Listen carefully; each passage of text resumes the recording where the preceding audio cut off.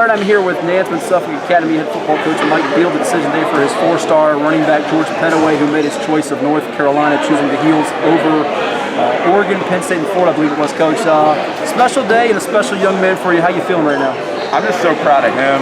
I'm proud for him and his family, but really to see where he was at as a freshman and see him mature to this point is, I mean, it's every coach's dream. This is why you kind of get involved in doing this. You want to see kids really meet their full potential, and the fun thing about him is he's just scratching the surface. I think there's some big question about the production against the level of competition, but when you're putting up 12, 16 yards a pop, and he does it the way it's effortless. I mean, I use the adjective smooth, electric, fluid. I mean, he does a lot of things. It doesn't matter who he's playing against, he gets the job done. Yeah, absolutely. No, that's a great way to describe it. And, you know, with him, like any great competitor, they rise to the occasion. And it's not that he plays down to competition. He's just going to make sure his competitive level is above everybody else's, regardless of the competition. And I think that's really what he got to see when he got to get on these national stages and some of these combines and really compete with the other #1 recruits in the nation. He did a great job. You know, a lot of the fans will remember the certain yards, the touchdowns, whatever highlight reel plays. For you as a coach, what are you going to remember about him when this high school season ends, be it on the field, off the field, a little bit of both? What's going to be your memory as he gets ready for UNC?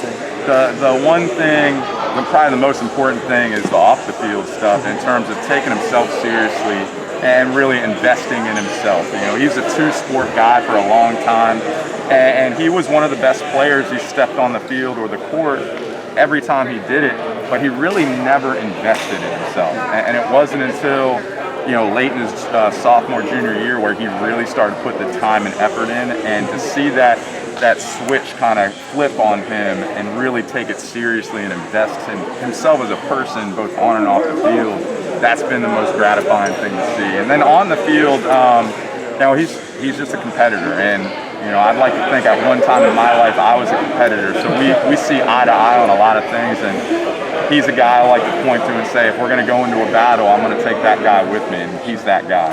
Before we get to the translating to the next level for UNC and their program, how he fits them scheme and system-wise, you know, loyalty is a big thing that's lost these days. For him to stick it through with your program, and I'm sure there was schools trying to poach him and get him, what's that kind of mean and say about him character-wise and what it means to your program? Yeah, I think it says everything. It needs to say about his character, and my philosophy has always been that I'm going to be 100% real and honest with my players, and I expect them to be the same back to me, and that's how it's been between us from the very beginning. And throughout this process in terms of recruiting, whether it's been at the college level or other high school coaches, he's been 100% transparent with everything that's going on, and my only hope for him is to put him in the best position to be successful. And if that meant him leaving here because I've invested so much in him as a person, and that was the right move, I've told him many a times, like, you've always got to think about the best situation for you.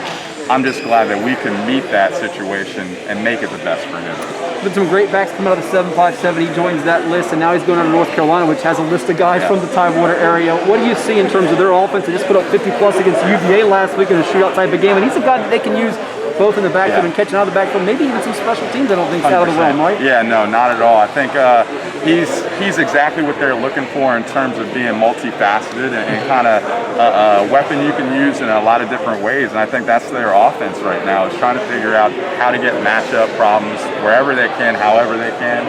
And he fits into that really well. They're doing some really creative things on offense, and that's him. So yeah, I think he fits in especially well, and I'm excited to see what he's going to do there. And lastly, it's been a strange year plus with COVID for kids as recruiting. It's been affected, not his though, but to see your kids and the camaraderie here, I know you still got a season, it's every week, it's every day, you kind of, you know, oh my goodness, what's going to happen next, but this has got to do a lot of confidence building and something for your young kids to reach for, doesn't it? Absolutely, and what I said there at the end I really meant. He's really providing a pathway for kids at our level to say, hey, if you're good enough, there's a way, and you can get it done here, you can do it in the private school setting, and this is how you do it. You got to just compete at every stop that you come to, and that's all he's done. But to see our guys get behind him and how much it means to them, that's, I mean, as a coach, that's what you want to see, is that family atmosphere.